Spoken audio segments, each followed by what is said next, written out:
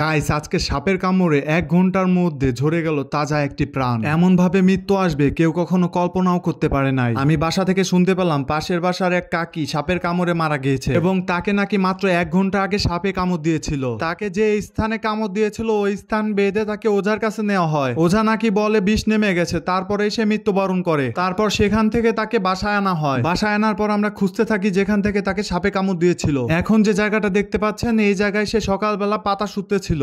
আমরা এখানে আসার পর একটা পাইপ টার্গেট করি যে এই পাইপের মধ্যেই রয়েছে সাপ। তারপর সেই পাইপটাকে একটা কোদালের সাহায্যে খুঁজতে থাকি এবং আশেপাশে সবাই লাঠি নিয়ে দাঁড়িয়ে থাকে সাপ বের হইলে তাকে মারা হবে। তারপর একটা লাঠির সাহায্যে পাইপটা উঁচা করতেই সাপ বের হয়ে দৌড় দেওয়া শুরু করে। যেহেতু সবার হাতে লাঠি ছিল তাই ও বের হওয়া মাত্রই সবাই একের পর এক লাঠি দিয়ে বাইরানো শুরু করে। অবশেষে সাপেরও মৃত্যু ঘটে। গাইস, একটা সাপের কারণে পুরো একটা জীবন শেষ হয়ে গেল। তাই আপনাদের বাসার আশেপাশে সবসময় দেখে শুনে চলবেন। আর যে মারা গিয়েছেন তাকে যেন আল্লাহ জান্নাতের উচ্চ মাকাম দান করেন। সবাই তার জন্য দোয়া করবেন আল্লাহ যেন কাউকে এ ধরনের মৃত্যু না দেয়। আর কাউকে সাপে কাটলে ওঝার কাছে না নিয়ে সরাসরি ডাক্তারের কাছে নেওয়ার চেষ্টা করবেন।